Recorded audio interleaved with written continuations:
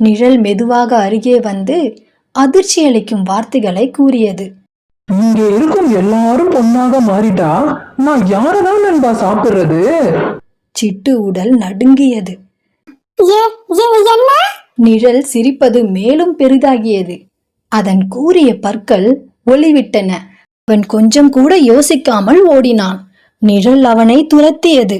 அதன் கருமை சுழன்று எரிமலையாய் விரைந்தது. சிட்டு அருகில் இருந்த மரத்தை பார்த்தான். அதிலிருந்து ஒரு ஒலி கேட்டது. ஓடு சிட்டு, நீ சரியான பாதையை தான் தேர்ந்தெடுத்திருக்க.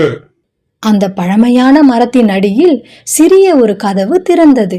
அது பொன்னின் ஒளியில் பிரகாசித்தது. விரைவாக வா, மரம் அழைத்தது. சிட்டு பாய்ந்தான்.